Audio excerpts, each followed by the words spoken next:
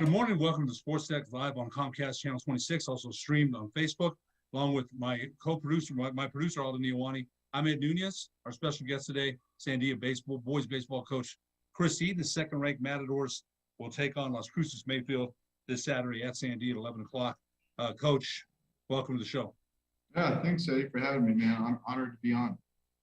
You know, Coach, the Matadors, you've swept a doubleheader from La Cueva a couple weeks ago, and myself and Coach Fernando Santianes from Hyden did that game.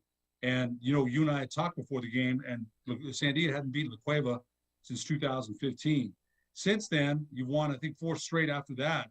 And the Matadors seem to be playing right now, heading into the state tournament, their best baseball. What would your assessment so far of the season? Yeah, we talked that night before the game, and it's been quite historic this season with some of the wins we've had and that doubleheader sweep. That's never happened at La Cueva, so in their school's history. And I think, from that moment on, I think the kids finally started believing. I mean, we always thought we could beat some of these top teams, but then it's actually starting to happen, and then we gain a little bit of experience from that. So every game feels like we've just gotten a little bit better. We're kind of tightening up some things that we can improve upon, and now it's like perfect timing that we're peaking right as the state tournament's about to start. Beat Albuquerque High 12-7, La Cueva 9-5, La Cueva 11-5, Piedra Vista 5-2, Piedra Vista again 6-2, West Mesa 21-0, and then West Mesa again 13-1. So a combined doubleheader, 34-1 against the Mustangs. Your pitching against La Cueva was top notch. Jordan Martinez and Nico Barella really threw the ball well. They really did. Had that bender going. They got in a little bit of trouble. You brought on Nico Barella in the first game, then he pitched the second game. Pitched very well. Some timely hitting. You've got some hackers and some rakers up there. Some good quality at bats. I thought Adrian Martinez, man, that guy. It's hard. That guy's going to take 10 swings, man. You're going to have to pitch to him. So I think up and down the lineup, again, that at least that day against La Cueva, and you've had some success. You lost to them twice before that doubleheader, and so I think you and I said afterward, it's not a moment where we just finish, right? We act like we've been here before. After that doubleheader sweep, what was the team's mood? Again, you haven't beat them since 2015. So how did the team respond after that? Because you have to keep them grounded, right, going forward. Oh, yeah. No, my biggest concern was a letdown. After a big emotional win that next game, it happened to us when we beat Rio Rancho. We went and played Farmington in that doubleheader to start district, lost that first game. And, I just think that drawing back on previous experience was like, all right, learn from that moment. We just had another big emotional couple wins. How can we just not play down, keep the level of play that it's at, and then just continue getting better. And that La Cueva weekend, that was the first time Jordan had started in district.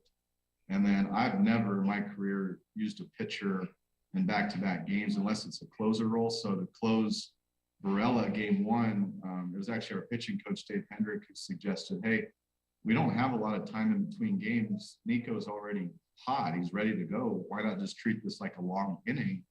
And then he can start the next game almost like he just continues off where he left. And sure enough, like that was perfect. Helped us out for that game 2. And then we did that again against Piedra Vista, that same combo. So I don't want to have to do it, but Barella he's just a closer. He can come down and shut a game. And that's, to me, been the difference is now we're finishing games and getting those last 3-6 outs where, the good teams that are in it to the end all have someone like Dene at La Cueva. I mean, he can come in and shut a game down. So I think Barella's our guy. I think Martinez can do that too. But right now we're going to need the starters on Friday and Saturday. It's up and down the lineup for La Cueva. Let's talk about that lineup that Nico Barella and Jordan Martinez pitched so well against. Achille Karras, David Cooper, the catcher, Matthew Dene, the first baseman, Ronan Hella, the second baseman, Colt Mangino, center field. They've Max Magaha. They've got some pop up and down the lineup. And again, you mentioned your pitching coach, Dave Hendrick, has been there 20 years, right? Mm-hmm. So much respect to Coach Hendrick, right? Been there with Coach John Gunther. We'll mention him in a minute. So a lot of things there, Coach Eaton. and that you and I talked about that. A lineup like La Cueva, you've got to pitch them. And Coach Jim John said this the other day when I did a game with him against La Cueva. You got to pitch to these people, right? He said that. He said, look, they pitched to Babe Ruth, right? That's what he said. So was there a specific plan going into this doubleheader on how you're going to pitch certain hitters? Yeah, and I watched that game with Los Lunas. That was great. I was learning so much from what Coach Johns was saying, just in between pitches. And Hendrick's kind of like that too. I mean, they have so much experience. He's seen La Cueva for 15, 20 years. So we can use that going into the game. And really, it was the first time where we had to make an emphasis on pitching inside. And Jordan did that. And you have to just do it enough to let them know that we can. And then we can go back away and start mixing the off-speed pitches. But to finally see us in rhythm and then their hitters off balance, I mean, that doesn't happen very often. You know, they're swinging and missing. And then when they are hitting it, outside of Akili Karras, who I don't want to pitch to him at all. But the rest of the guys, hey, we can get a ground ball, fly ball, and work through the lineup. And then, all of a sudden they do it a few times, they're having success. Then it's like, hey, they're just hitters. It's just like any other team we're facing. As long as we execute our pitches, we should be just fine, because we have the guys on the mound that can keep us in any game. You know what? That's confidence there, because you mentioned Akili Karras. I think he rocketed a home run, 2 home runs in that doubleheader, and one of them was see you later. Don't even bother looking at one of them. One of them was a little closer, but again, you mentioned the power up and down that lineup, Coach, and again, the program speaks for itself, right? 6 state champions. When I worked that game with Coach Johns last week, that guy there, man, his baseball knowledge. I didn't play or coach, right? So the things he's saying between pitches, I was certainly glad I brought him on, because the guy's a wealth of knowledge as far as baseball goes. Coach, you've got some real rakers on your lineup. You've got Jordan Martinez, he's hitting 473. Nico Badella, 329. You've got Aiden Griego hitting at 465. As a team, you're batting 355. Talk a little bit about that, because Jordan Martinez, he's a UNM signee, right? Mm-hmm. Yeah. I'm very impressed with him. What I'm impressed by him, again, he's a heck of a player. He's kind of got that swag about him. He's got the confidence, and you got to love it, right? As long as it doesn't undermine the team and its goals. I love that confidence, man. Talk a little bit about and again, we mentioned also Aiden Griego. You've also got some young players too. Damian Talamante, Armando Serratos. You've got a lot of young players in your lineup. Talk a little bit about the lineup 1 to 9. Yeah, sure. No, I mean, yeah, I keep it pretty loose. I give these kids a lot of freedom. So, I want them to be who they are. Show your personality, let that be a part of our team. And as long as they're working hard and doing what we say as a staff, we give them all the freedom in the world. We really do. We want it to be fun out on the field and keep it loose and relaxed, because the games there's enough pressure and stress in the game as it is. So we don't want to add any more to that. And yeah, when you look at our lineup, we have 3 seniors in the order. All of them are all-state players. Adrian and Jordan are signed with UNM. Portillo is the only returning all-state outfielder from last year, and he's just incredible in center field. But like you said, Ed, the rest of the kids are young kids that are all returning next year. And I would say Aiden Griego's been the best hitter. He led our entire district in hitting. Adriel Figueroa Brito is a freshman who's started every game, and now he's our 3-hole hitter. So those are 2 of the big pieces that are coming back next year, on top of Varela and our catcher Santiago. And it's just a complete lineup that can bunt, steal. There's good speed. And we didn't really have that last year. We were pretty one-dimensional. So we'd get in those tight games where maybe the hits aren't falling, or you're hitting it right to the fielders, and you have to be able to get on base and then create almost. And that's what our team's able to do this year. So, we'll be in one of those really tight games at some point next 2 weeks. And then it's like, all right, this is where the bunting, the stealing, the taking an extra base on a ball in dirt is going to come in huge. It's going to decide the game. So that's kind of what we're doing for practice this week to keep getting better. District titles for the first time since back-to-back district titles since 1980, 1981, where Hank Pisakowitz was the coach, I believe. Yeah. Yeah. Yeah. Yeah, I remember the name. You know, I was a basketball player at Heineman, but I remember the name. You know, Coach, you were named the head coach, the 7th head coach at Sandia on May 9, 2017, succeeding the late John Gunther. And I'll tell you what, you mentioned him last night. You were on with Jared Chester, and talk a little bit about Coach Gunther, because one of my friends, he passed away, though. His grandson played for Coach Gunther, and he really had nothing but great things to say about Coach Gunther, built a great program there, succeeding Mike Robertson when Mike Robertson left. Talk a little bit about Coach Gunther and what he's meant, his memories meant to your program. Yeah, no, I mean, no one will ever be able to fill, the size of his shoes. And so I think early on, my first year or two, I was trying to be like him. But I'm not just talking baseball, like his role at the school as a teacher. I mean, he was just so beloved, and that's just who he was. So, I mean, for us, our mission has been to win state. That's something that, in talking with him his last few months alive, that he really wanted for us. It was kind of surreal that he's talking about the future of the program and helping me with the transition. And I'm like, this guy's fighting for his life, and he's thinking about freshman team, and what's coming in, and just, hey, I want you to go win this thing, Chris, and I'll be looking down on you. And Wow. That's a story that I've really tried to tell the kids the last few weeks, and remind them that, hey, every time you step on John D. Gunther Field, know who he was, know the background, and then appreciate that. And it's an honor, it's a privilege anytime we're on the field. Represent, hold it down, and play and honor him and how you play. When you do things for other people, you're just going to sacrifice more. You're going to be more committed. And those days, Ed, where I'm like, God, it's a tough day at school, or kids are kind of getting on my nerves at practice. It's like, well, no, I mean, you're doing this for Coach Gunther. So find a way to have a good attitude, grind it out, get better. And that's how we those tough days. Yeah. Coach, we're going to take a break. When we come back, we'll talk more a little bit about your past career, where you started out as a coach before you got to Sandia, after these messages on the Sports Desk.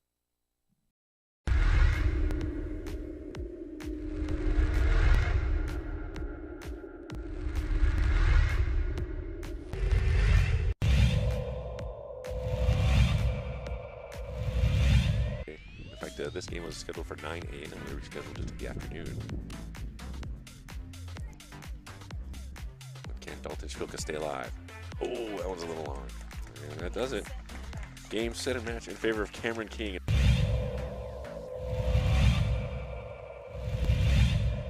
Two-2 pitch. That's well hit. It might be trouble. No. Sliding catch and right by Noah Morlock.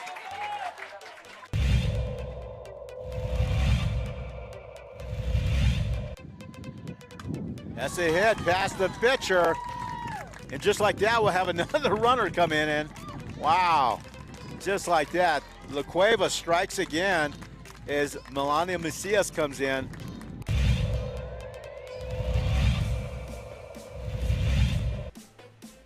Oh, 2. Line to second for the double play. Leadoff base runner erased. He was straying a little far on a line shot to the shortstop long, and he turns and tosses it to Padilla for the double play. What? So the second serve from Boson is in. Cross-court action going on at this point, and it pays off for Boson. Make him make a play. There is the bunt, popped it up again. Long run, Cooper, and he's going to make the play. Catchers showing off their leather in this one. I'm out of it. In off the hands, right at Karras. He's going to short hop, scoop that, and turn the double play, maybe. Yes! Whoa. Double play! Karras let that one drop, and then a really tough hop. He certainly did that on purpose.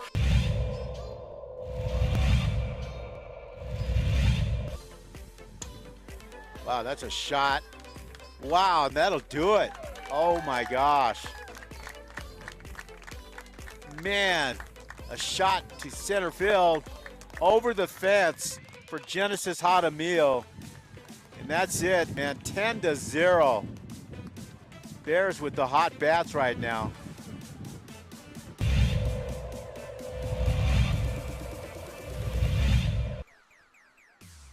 He is bunting. Got it way in on the kitchen there. And a great diving catch by the catcher, Trujillo. What great play, what great hustle by Trujillo right there.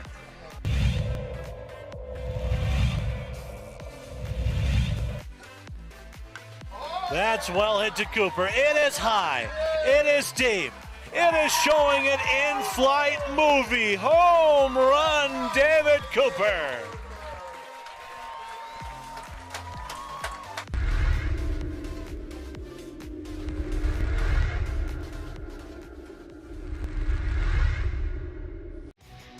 For certified collision and body repair, visit the experts at Car Crafters. 5 locations in Albuquerque and Rio Rancho. Visit carcrafters.com. Car Crafters, it's like it never happened.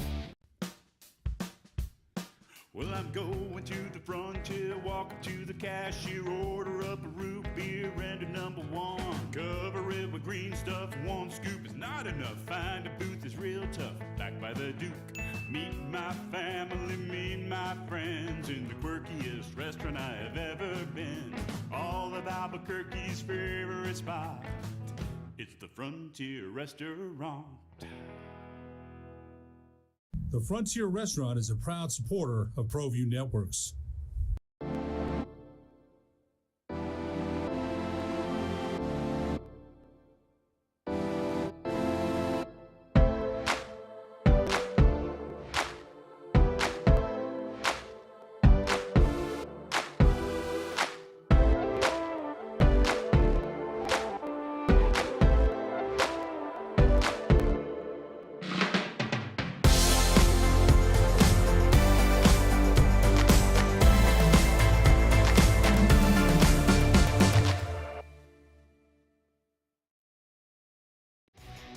For certified collision and body repair, visit the experts at Car Crafters. 5 locations in Albuquerque and Rio Rancho. Visit carcrafters.com. Car Crafters, it's like it never happened. Welcome back to the Sports Desk live on Comcast Channel 26, also streaming on Facebook. I'm your host, Ed Nunez, along with Sandia boys baseball coach Chris Eaton. His second-ranked Matadors will take on Las Cruces Mayfield this Saturday at 11 o'clock at Sandia. And Coach, we were just talking about Hank Pisakowicz, the former coach. You hadn't did back-to-back district titles since 1980-81. That's really hard to believe. Sandia's had some great baseball talent. And again, this year, the Matadors 18-6 and 9-1 in district play. And the only loss, I believe, was to Farmington. Is that right? Yeah, that's right. That was the last loss was to Farmington on April 2nd. And that's a while back. And since then, victory over Farmington, El Dorado, doubleheader sweep, and Albuquerque High and Cueva, also a doubleheader sweep before you ended the season with a sweep of West Mesa as well. So, again, a great way to end the season for sure. We want to talk a little bit more about your own personal resume. You were named a coach in 2017. Also named, voted back-to-back New Mexico District 2 Coach of the Year in 2021, 2022. Youngest head coach in Albuquerque, written articles for Inside Pitch magazine, the Albuquerque Journal. You also helped us last year at Connie Mack, the World Series in Farmington. Boy, I'll tell you, you and Scott Galletti did the analyst for Scott Galletti, and you did a wonderful job there. I wanted to ask you this, though. You were a graduate assistant for Coach Birmingham at the University of New Mexico in 2011. You also played at Cibola, first team All-State in 2006. Talk about your experience with Coach Birmingham. I mean, Ray Birmingham, true New Mexican, right? Just retired. Todd Brown took over at UNM. Coach Birmingham, who doesn't love him, right? Every time you talk to him, I don't care who it is. How you doing, cowboy? The first thing he'll say, right? True New Mexican, loves people, helped a lot of people. How did your career flourish under Coach Birmingham? Oh, greatly, Ed. I mean, to have someone like that in your corner and to earn his respect and I just learned so much. I mean, I was just brand new, and Paul Hewitt at Sandia Prep had helped me a lot before then as well. So I had two great coaches and mentors helping me along the way, and just everything about how to run a program, and then how to coach and manage talent, because those teams UNM had those few years, DJ Peterson and Mitch Garver and Austin House, like how to get those kind of guys to play together as a team. And so it was invaluable to be a graduate assistant. And then just really every job I've ever had since then is a lot because of Coach Birmingham, because, you know, referencing him, and everybody knows him. So if I'm, you know, putting his name on something, they're definitely going to call him and ask him. And he helped me here at Sandia.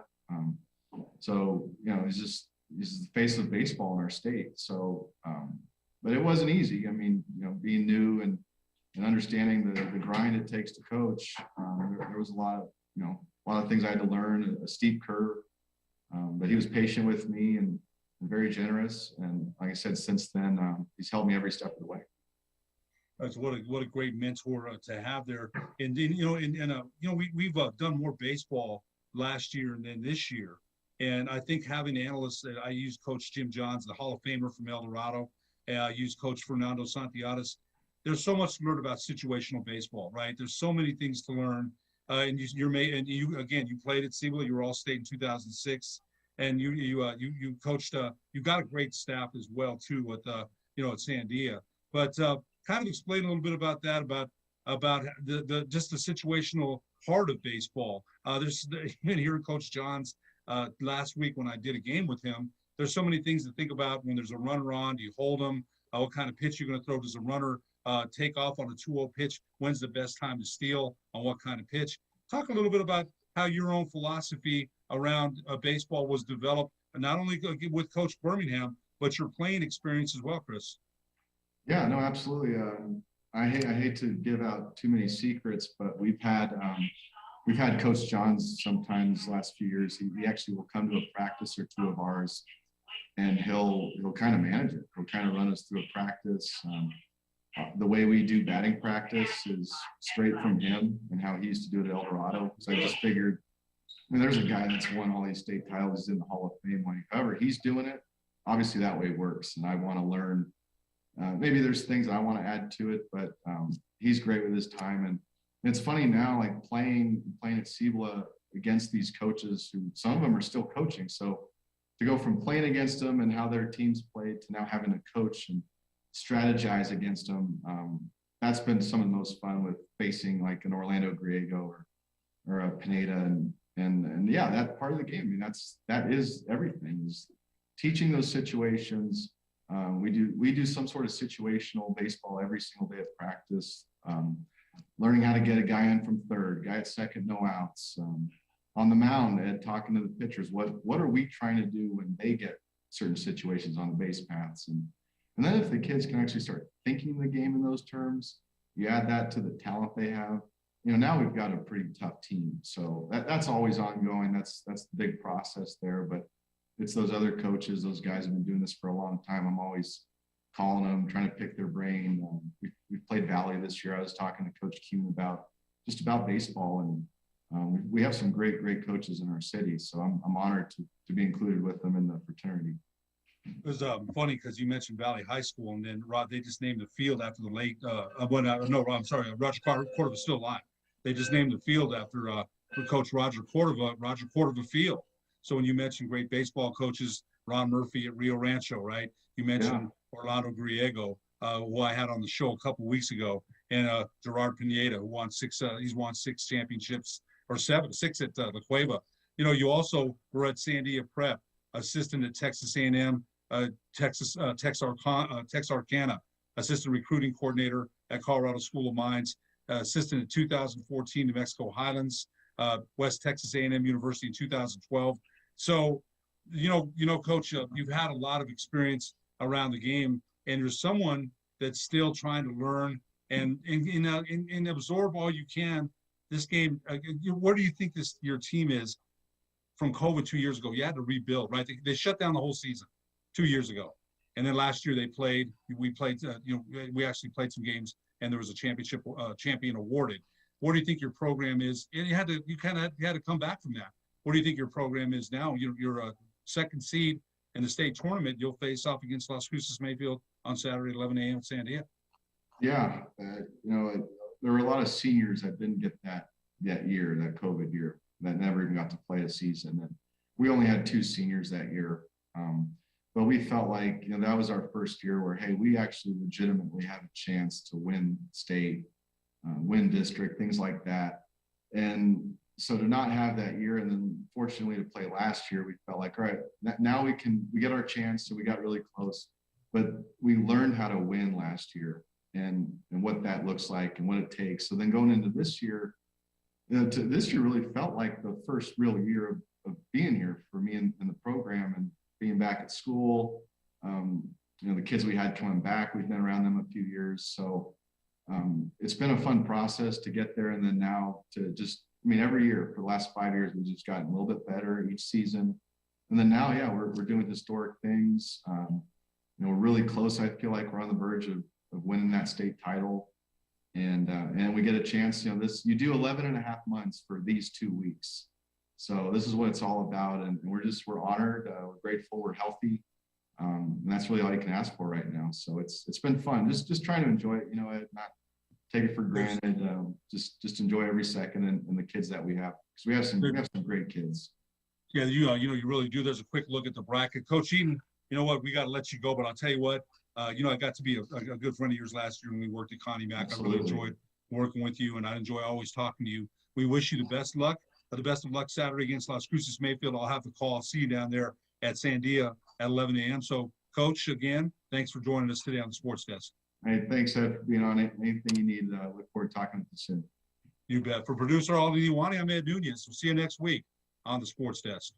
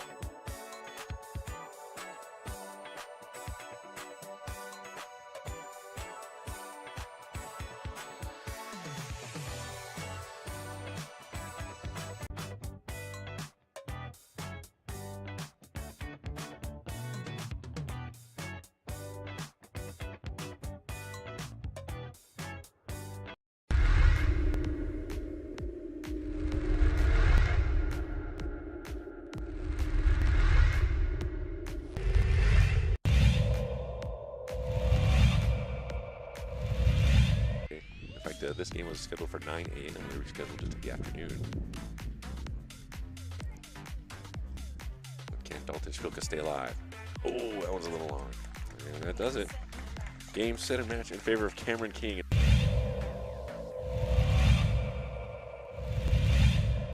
Two-2 pitch. That's well hit. It might be trouble. No. Sliding catch and right by Noah Morlock.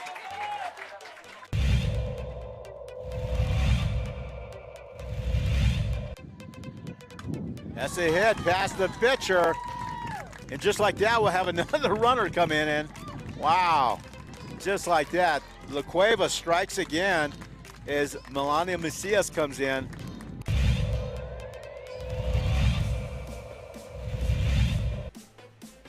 Oh, 2. Line to second for the double play. Leadoff base runner erased. He was straying a little far on a line shot to the shortstop long, and he turns and tosses it to Padilla for the double play. What? So the second serve from Boson is in. Cross-court action going on at this point, and it pays off for Boson. Make a play. There is the bunt, popped it up again. Long run, Cooper, and he's going to make the play. catchers showing off their leather in this one. I'm out of it.